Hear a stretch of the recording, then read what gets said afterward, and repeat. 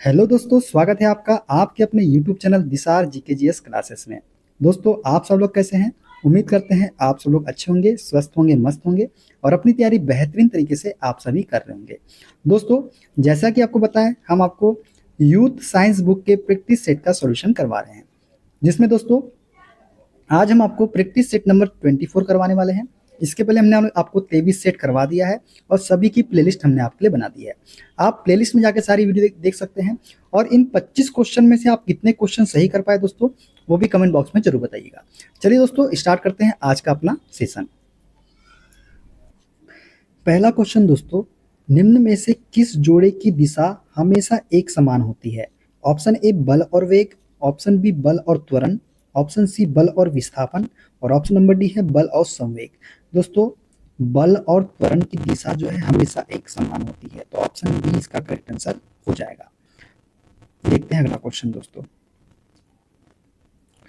यदि किसी व्यक्ति का द्रव्यमान पृथ्वी की सतह पर 60 किलोग्राम है तो चंद्रमा की सतह पर उस व्यक्ति का द्रव्यमान कितना होगा? दोस्तों, यदि किसी व्यक्ति का द्रव्यमान पृथ्वी की सतह पर 60 किलोग्राम है तो चंद्रमा की सतह पर उसका द्रव्यमान बताना है।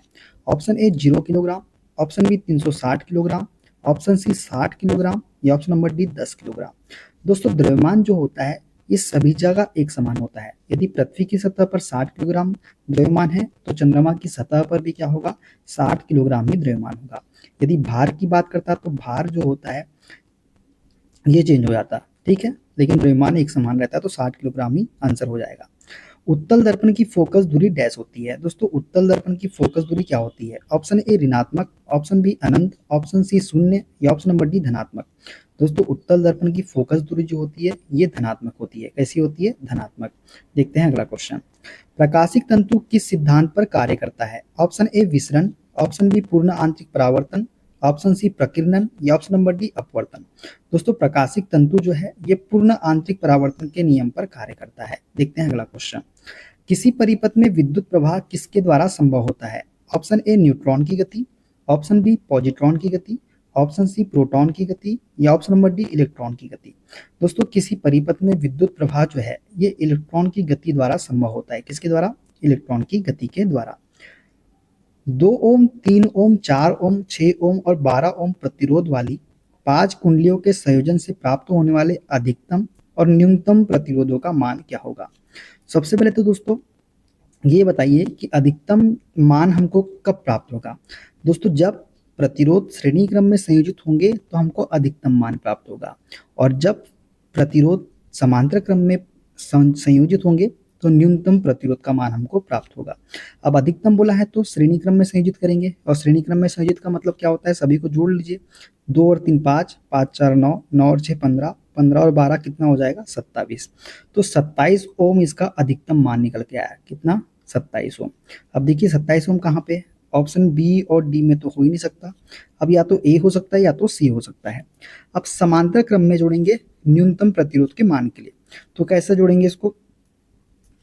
तो दोस्तों, इसको हम थोड़ा सा बड़ा कर लेते हैं पेन को, ताकि आपको अच्छे से समझ में आए। 1/2 plus 1/3 plus 1/4 plus 1/6 plus 1/12।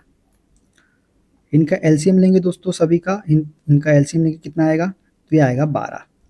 LCM कितना है? 12। 2 से जाएगा 6 बार में तो 6, प्लस 3 से 4 बार में प्लस 4, प्लस 4 से 3 बार में तो प्लस 3, 6 से 2 बार में प्लस 2 और 12 से 1 बार में तो 1। तो ये कितना हो जाएगा? 6 4 10, 10 3 13, 13 2 15, 15 और 1 16, तो 16/12 आया। कितना आया? 16/12। 16/12 आया। इसको काटेंगे, 2 8 16, 2 चौक 12, फिर 2 से काट देंगे, 2 चौके 8, 2 तिया 6। ठीक है, ये कितना आया? 4/3। तो 1/r बराबर कितना आया? आर टी बराबर कितना आया? तो ये आया 4/3। तो r बराबर कितना निकल के आएगा दोस्तों? r बराबर आएगा 3/4। 4 को जब 3 से काटेंगे दोस्तों, 4 से 0 पॉइंट कितना हो जाएगा? 4 7 28 और 4 5 20, 0.75। तो 0.75 किस में है दोस्तों? ये है ऑप्शन नंबर सी में। तो सी इसका करेक्ट आंसर हमारा हो जाएगा। ठीक है, देखते हैं अगला क्वेश्चन। घरों और उद्योग में उपयोग करने हेतु अत्यधिक परिमाण की विद्युत धाराएं उत्पन्न करने के लिए किस उपकरण का प्रयोग किया जाता है? दोस्तों घरों और उद्योग में की बात किया है। ऑप्शन ए विद्युत मोटर, ऑप्शन बी विद्युत केतली, ऑप्शन सी विद्युत जनित्र या ऑप्शन नंबर डी विद्युत टोस्टर। दोस्तों घरों और उद्योग में उपयोग करने हेतु अत्यधिक परिमाण की विद्युत धाराएं उत्पन्न करने के लिए विद्युत जनित्र का उपयोग किया जाता है। किसका? विद्युत जनित्र का। देखते हैं अगला क्वेश्चन। जमीन में पानी के रिसने की प्रक्रिया को डैश के रूप में जाना जाता है। ऑप्शन ए जलदायी स्तर, ऑप्शन बी अंतः स्पंदन, ऑप्शन सी कुआं या ऑप्शन नंबर डी बावड़ी। दोस्तों जमीन में पानी के रिसने की प्रक्रिया को अंतः स्पंदन के रूप में जाना जाता है, तो बी इसका करेक्ट आंसर हो जाएगा। निम्न में से कौन सी झिल्ली संयोजित थैली पाचक एंजाइमों से भरी होती है?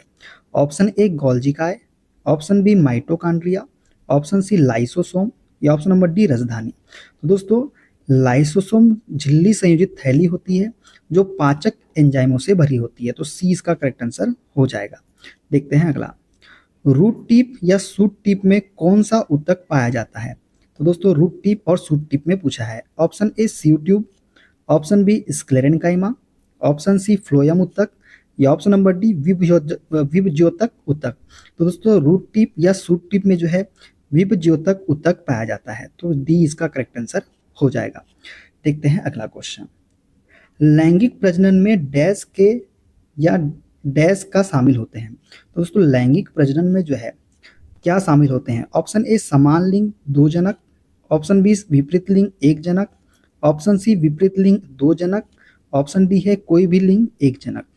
दोस्तों लैंगिक प्रजनन में जो है विपरीत लिंग के दो जनक शामिल होते हैं। क्या होते हैं? विपरीत लिंग के दो जनक शामिल होते हैं। देखते हैं अगला क्वेश्चन। बिना कोशिका भित्ति वाले बहुकोशिकीय प्राणियों को निम्न में से किस समूह के अंतर्गत रखा जा सकता है? Option A animalia, option B plantae, option C monera या ऑप्शन नंबर डी प्रोटिस्टा। दोस्तों बिना कोशिका भित्ति वाले बहुकोशिकीय प्राणियों को एनिमेलिया समूह के अंतर्गत रखा जा सकता है। कौन सा हो जाएगा इसका right answer? Option number A वाला। देखते हैं अगला क्वेश्चन। बाज की चाल लगभग कितनी होती है? दोस्तों बाज की चाल बताना है। Option A 215 kilometre, option B 105 kilometre, option C 410 kilometre या ऑप्शन नंबर डी 320 किलोमीटर प्रति घंटा। दोस्तों बाज की जो चाल होती है ये लगभग 320 किलोमीटर प्रति घंटा होती है। देखते हैं अगला क्वेश्चन। मानव शरीर में वसा का पाचन मुख्यतः डैश में होता है? ऑप्शन ए गुर्दे, ऑप्शन बी फेफड़े, ऑप्शन सी छोटी आंत या ऑप्शन नंबर डी बड़ी आंत। दोस्तों मानव शरीर में वसा का पाचन जो है ये मुख्यतः छोटी आंत में होता है। कहाँ में होता है? छोटी आंत में। देखते हैं अगला क्वेश्चन। हृदय मेम्ब्रेन झिल्ली की दो परतों से ढका होता है। इन झिल्लियों को क्या कहा जाता है? दोस्तों हृदय मेम्ब्रेन झिल्ली की दो परतों से ढका होता है, इनको क्या कहा जाता है? Option A pulmonary membrane, option B pericardial membrane, option C प्रीकेबल मेम्ब्रेन या option number D systemic membrane. दोस्तों हृदय मेम्ब्रेन की दो परतों से ढका होता है, इन झिल्लियों को जो है पेरिकार्डियल मेम्ब्रेन कहा जाता है। क्या कहा जाता है? Pericardial membrane. देखते हैं अगला क्वेश्चन। रॉड और कोन पाए जाते हैं? ऑप्शन ए दिल, ऑप्शन बी फेफड़े और ऑप्शन नंबर सी है आँख, ऑप्शन डी है नाक। दोस्तों रॉड और कोन जो है ये आँख में पाए जाते हैं। किसमें? आँख में। देखते हैं अगला क्वेश्चन। मच्छरों की एक विशेष जाति के काटने के कारण मलेरिया के संचरण की खोज किए जाने हेतु निम्न में से किसने नोबेल प्राइज प्राप्त किया था? Option A Ronald Ross, option B Patrick Manson, option C Charles Johnson या option number D Charles Laveran. तो दोस्तों मच्छरों की एक विशेष जाति के काटने के कारण मलेरिया के संचरण की खोज किए जाने हेतु रोनाल्ड रॉस को, किसको? रोनाल्ड रॉस को जो है नोबेल प्राइज प्राप्त हुआ था। देखते हैं अगला क्वेश्चन। निम्न में से किन पौधों से रक्तचाप का उपचार किया जा सकता है? ऑप्शन ए जामुन, ऑप्शन बी तुलसी, ऑप्शन सी सर्पगंधा या ऑप्शन नंबर डी बबूल। दोस्तों सर्पगंधा के पौधे से जो है रक्तचाप का उपचार किया जा सकता है। देखते हैं अगला क्वेश्चन। निम्न तत्वों में से किसमें कुल 3 कोष और बाहरी कक्षा में 8 इलेक्ट्रॉन होते हैं? Option A sulphur, option B aluminium, option C phosphorus या ऑप्शन नंबर डी आर्गन। दोस्तों इसका राइट आंसर क्या हो जाएगा? ये हो जाएगा option number D argon. Argon तत्वों में कुल 3 कोष और बाहरी कक्षा में 8 इलेक्ट्रॉन होते हैं। देखते हैं अगला क्वेश्चन। एक आवर्त सारणी में 36 पंक्तियों को क्या कहा जाता है? ऑप्शन ए आवर्त, ऑप्शन बी समूह, ऑप्शन सी पैटर्न या option number D संयोजकता।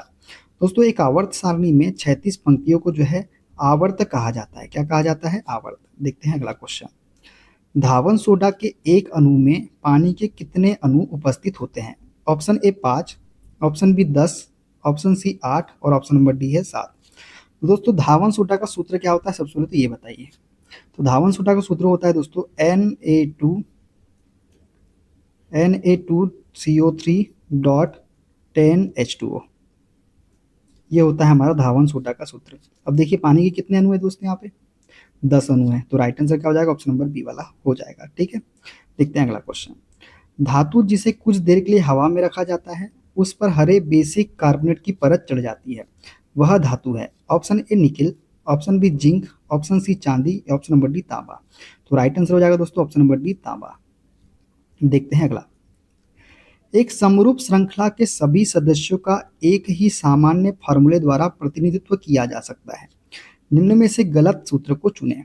Option A alkene, जिसका सूत्र होता है CnH2n+2, alkene CnH2n+1, alkyne CnH2n-2। तो इसमें गलत कथन कौन सा हो जाएगा दोस्तों? ये हो जाएगा ऑप्शन नंबर डी वाला हो जाएगा। इसमें एल्किन का जो सूत्र होता है दोस्तों ये होता है CnH2n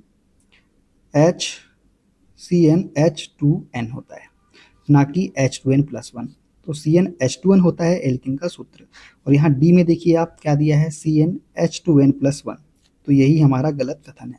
देखते हैं अगला क्वेश्चन। शुष्क बुझे हुए चूने का क्लोरीनीकरण होता है तो मुख्य उत्पाद के रूप में डैश बनेगा।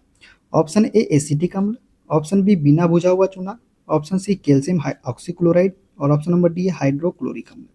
दोस्तों जब शुष्क बुझे हुए चूने का क्लोरीनीकरण होता है तो मुख्य उत्पाद के रूप में कैल्शियम ऑक्सीक्लोराइड बनेगा। क्या बनेगा? Calcium oxychloride. देखते हैं अगला क्वेश्चन। डैश का गलनांक बहुत ही निम्न होता है। Option A potassium, option B gallium, option C sodium और ऑप्शन नंबर डी है बेरियम। तो दोस्तों सबसे कम गलनांक जो होता है ये गैलियम का होता है। किसका होता है? गैलियम का। तो बी इसका करेक्ट आंसर हो जाएगा। तो दोस्तों ये थे आज के सारे क्वेश्चन। वीडियो को अच्छा लगा कमेंट बॉक्स में जरूर बताइएगा, और इन 25 क्वेश्चन में आप कितने क्वेश्चन सही कर पाए ये भी कमेंट बॉक्स में जरूर बताइएगा। मिलते हैं अगले वीडियो में, अपना ख्याल रखिए। Okay bye bye, take care.